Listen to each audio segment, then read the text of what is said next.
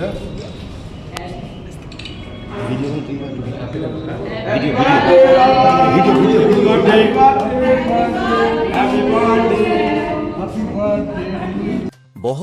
রাজনীতির রবিনহুড তথা প্রদেশ কংগ্রেসের হেভিওয়েট নেতা অধীর রঞ্জন চৌধুরীর জন্মদিন আজ। আর সেই বিশেষ দিনটিকেই নিজের রাজনৈতিক লড়াইয়ের অন্যতম গুরুত্বপূর্ণ অধ্যায় হিসেবে বেছে নিলেন তিনি। কেক কেটে কর্মীদের আবদার মিটিয়েই সোজা রওনা দিলেন জেলা প্রশাসনিক ভবনের দিকে।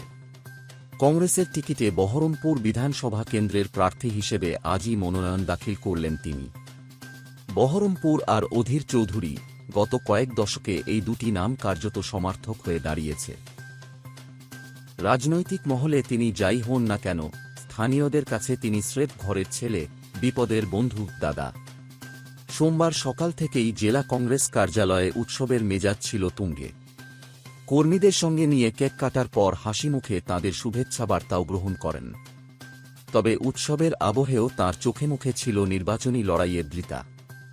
এবারের বিধানসভা নির্বাচনে তাঁর এই প্রার্থীপদ জেলার রাজনৈতিক সমীকরণকে এক নতুন মাত্রা দিল বলেই মনে করছে বিশেষজ্ঞ মহল।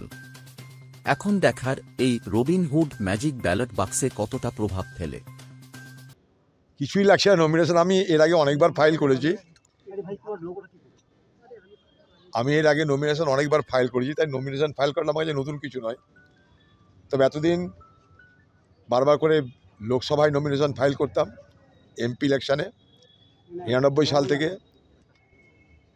কারণ ৯৬ সালে আমি নিজে নমিনেশন ফাইল করতে পারিনি, আমার হয়ে কোনো অথরাইজড পার্সন করেছিল। ৯৯ সাল থেকে নিজে নিজে নমিনেশন ফাইল করেছি। ফারাক একটাই, লোকসভা নির্বাচনে ডিএম সাহেবের কাছে নমিনেশন ফাইল করতে হয়, আর বিধানসভা নির্বাচনে এসডিও সাহেবের কাছে নমিনেশন ফাইল করতে হয়। বাকি যেমন করতে হবে। দাদা আজকে জন্মদিন, এটা কি বিশেষ একটা দিন? না, আমাদের আগে থেকে ঠিক ছিল। দাদা দেখা গেল আসার সময় তৃণমূলের পক্ষ থেকে তৃণমূল সমর্থকরা একরকমভাবে কোলাহল সৃষ্টি করে, ওখানে বিশৃঙ্খলা পরিবেশ সৃষ্টি করে। কি তৃণমূলের কাজই তো বিশৃঙ্খলা সৃষ্টি করা। ওটা যদি না করে তার তৃণমূল পার্টিটাই তো উঠে যাবে।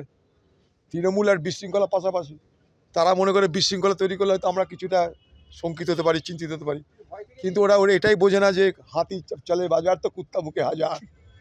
আচ্ছা, আমরা দেখলাম ফারাক্কার ক্যান্ডিডেটের নাম ডিলিট হয়ে গেল, এবং দেখলাম তৃণমূল কংগ্রেসের রশিদ বাজার থেকে শুরু করে একাধিক তাদের নাম ফাইনাল লিস্টে উঠে গেল। এদেরও উঠবে, আমরা তার জন্য সুপ্রিম কোর্ট করেছি, মাহতাব সাহেবের নামও উঠবে। আর এখানটায় যে চালাকি হয়েছে আপনারা জানেন, এটা যে এসআইআর করার নামে নানা রকমের চালাকি হয়েছে বিডিও, এসডিও, ডিএম লেভেলে।